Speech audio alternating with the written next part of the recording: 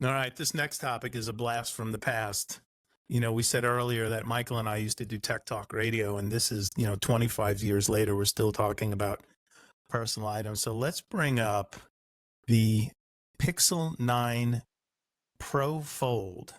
Okay. And by the way, 25 years ago, I had some controversial opinions about technology. I was a dedicated owner of a Dell jukebox when iPods existed, and I believed in the jukebox. But you hold on to that. It's creating a resurgence for sure. Yes. People are coming back. It's like a '69 Volkswagen Beetle. People can't get enough of it. Yeah. So the Pixel 9 Pro Fold, I've seen some foldables. I'm not sure I've seen this one or if there's another one that exists, but I did see the Samsung foldable one is great too. Yeah, that's the one I Samsung's saw. I saw the Samsung foldable, and I've got a love-hate relationship with this thing. I'm gonna start this one. I'm gonna tell you why I love it, why I hate it. First of all, I love new tech. And the fact that you can make a screen that looks this good, it's this sturdy, it's cool, and I get a lot bigger than my phone and have more viewable space. I just love it for that. I mean, but as a functional item, I don't know. First of all, what's wrong with Apple? Why don't they have a foldable screen for crying out loud? I think they're working on it. You think they're working on one? Yeah. I don't know. I don't think that. I mean, I don't know what the market is. I can't figure out who wants a foldable. Like, if I was traveling a lot, I think I'd want a foldable. I think I'm with you. Cool. Yeah, I'm with you. And this article I thought had a better picture, but when it's folded, you have to be able to use it in the fold. Yeah. So this is the stuff there. That's folded. It. Yeah, that's folded open with just one two side, different right? sizes. Two different sizes of a right. That's here. Pixel 9 Pro longer cover screen on the right is a more familiar format than the shorter. Okay, so that's the one on the right. Do we have it open anywhere in here? Wow, $17.99. Yeah. Okay, so now there are the cons, right? That's $17.99. That's more than my notebook. Yes, it's a crazy number.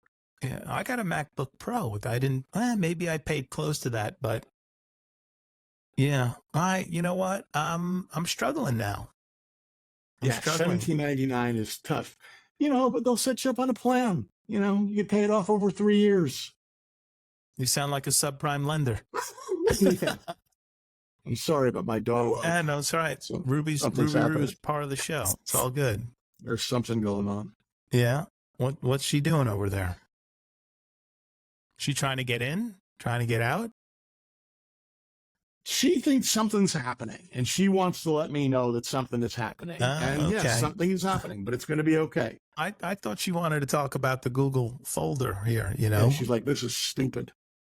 Yeah, I just think it's cool that people are going after it. And there's another company, and I can't remember which one it is, that's going after a 3-panel sort of bendable.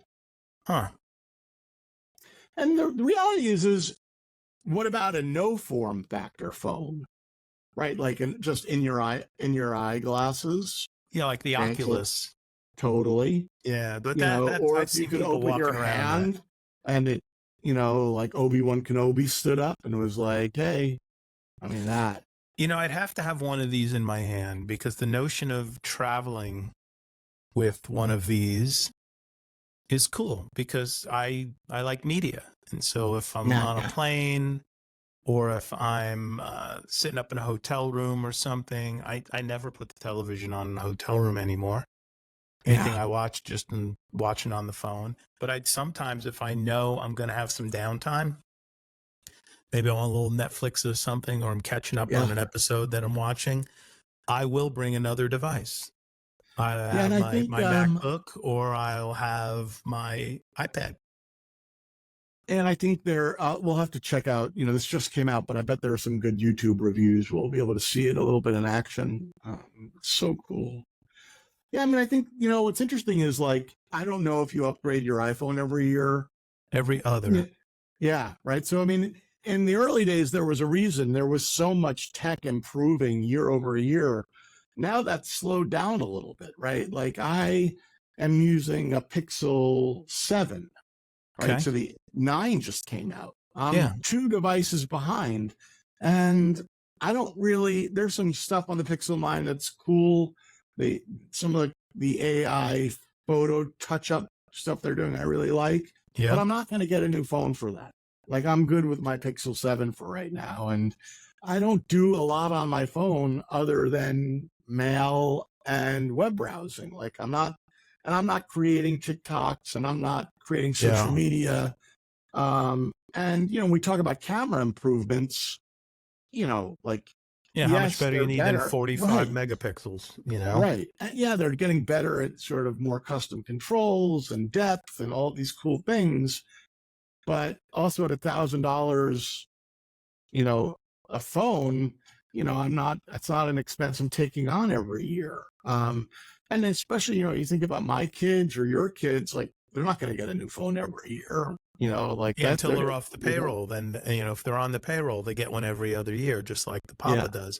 But, Yeah. if you think about this, and it's actually pretty crazy when I think about it, I now have everybody I provide a phone to on that rotating every other year schedule. Most of us are Yeah. aligned, but it's freaking $50 a month per phone, Yeah. right? Because, you're on that upgrade early program. Yeah. They're insured because, how many of them drop and smash into smithereens, right? So it's not a cheap proposition. Now, if you underwrite this $1,800 phone into that equation, that's $125 a month. Yeah. Maybe in a program it's 85. I don't know, but it's a different deal. Yeah. It's a different deal I for don't sure. do the insurance anymore. I don't do the insurance on my phone because I'm not a maniac. Everybody else in my house, Michael, treats the phone like it's a Louisville Slugger. Who drops it here? The good thing that happened is that they've become real. The iPhones are like really waterproof because the number of phones that got dropped into water over the years, crazy. Last winter, I dropped my phone in the pool by accident. I was walking around the pool, boop, dropped it in. I'm like, that's it. It's done. I went and got the net. I scooped it off the bottom of the pool. I shook it out. No bag of rice, no nothing. It was That's perfect. amazing. That really is. You talk about the advances. That waterproof resistance is a gigantic. I broke my first phone this year. You did? I stopped using a case on it. I thought I could be cool and not use a case. You're like Don. Don doesn't use case. He's too cool to use a case. Yeah, because it looks so cool without the case. Yeah, so I stopped using a case, and then I dropped it on the ground, and it was irreparably broken. And it turned out there was one person who had insurance on their phone on my flag, and it was me. You had it? I had it. Ah. With all my, I don't pay for insurance. I got insurance. Yeah, it's the insurance thing is if I don't have it, the phones break. If I have it, they'll last for 25 years. That's just what happens.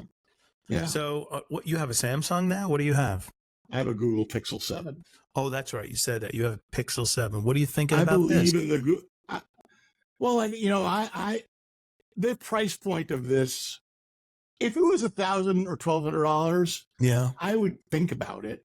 Okay. I don't think I would do it because it's so, at the end of the day, like it's going to be heavier, Yeah, it's big. But I'm a big fan of the Pixel phones. Everything I do is sort of on Gmail. And so the integration is really that makes easy sense. and simple.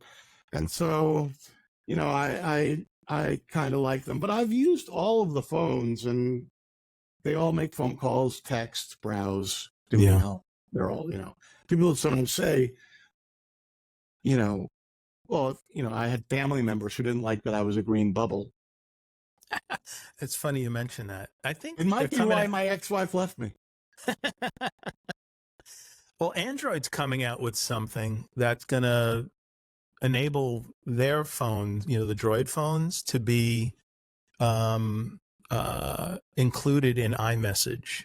Yeah, and I think Apple is doing something to allow it finally. Okay. Yeah. Yeah. Because it sucks. And that would be amazing. 8 people in a group text, and the one person who's not on an Apple device all of a sudden gets kicked to the curb. When they reply, it only replies to you. The group doesn't see it. Yeah. It's dumb. They could fix that. Yeah. I mean, but they sold a lot of phones, I think, Yeah. because for our kids, at least for mine, if you didn't have an iPhone, you were dealing with a shitty green bubble. You weren't in your friend group. The You know what I mean? What really sucked more than the green bubble is the inability to really send videos high, like big things. There is a setting, which I'm going to find after this and send it to you on both of our phones. Okay. That will improve the quality of the video that we send each other between our devices. And there's literally there's a toggle on the iPhone someplace that says send for best quality for other formats. Huh. All right, I'll have to find that. I didn't know about that because you always say to me, hit me in the WhatsApp. That's right. Yeah, for the videos. And Mike all is I've the same said way. about it, I still haven't found the thing. I keep looking at it, and I found it on my Android device, but I don't find it that direction as big as a problem as the iPhone to me direction. People are like, "Oh, check out this video of me fishing," and I'm like, "That's a blurry person standing next to the water." You know what I mean? I want to jump back into something you said about, where the phone's going to go, wearables, this, that, the other thing. I have the iWatch Ultra, and I have the one that doesn't need a phone to be connected. So it's like another $10 a month. It's its own device. That's the actual Dick Tracy watch. It's the Dick Tracy watch. So if I leave the house without my phone and I have my watch on, you call me, I talk to you, I do all of these things. What's the word I'm going to use? It is not, it's an emergency device at best. Now I guess if I brought my AirPods with me and they were connected to the watch, but as far as like looking at a text and doing things, it's not user friendly. I mean, it's too small. It's way too small. Certainly not ergonomic. You're doing all this little moving and scrolling and shitting them back 2 screens and all that. Yeah. So I don't know, if humans need to interact with something in some way. I mean, short of a Neuralink chip and us being Bluetooth to something in our pocket, just being able to think about it. Yeah, that might be something, but it's going to be really interesting. Projections and AI are going to solve that. Say that again? Combination of projections. So if my device projects a keyboard that's sort of in the air and I can interact with it, right? Yeah. And then, like, I don't know if you've used the ChatGPT function where you're actually talking to the AI. I have. And so if that gets better, like when I go to make a phone call and I say, hey, Google, send this text, it does it okay. But if we really have like the Her movie style companion device, where I can say, what does that email say? And it can summarize it. And I can say, hey, can you put together a reply and read it back to me? Yeah. I mean, now we're talking. Now we're not. Now you're on the size of your device won't matter. Yeah. Isn't Copilot doing that already? Integrated into emails? So I haven't used it. I mean, Gemini is in Gmail. Yeah. And it's doing summaries. And Copilot, I think, is ChatGPT because they're together. Copilot's Microsoft. Yeah, but Microsoft is the key investor. The key investor in OpenAI. That's right. Yeah. So I think that's part of there. But it's funny because I haven't used it because whenever I think about Microsoft and AI, I think of the Paperclip Man. Yeah, no kidding. It's too funny.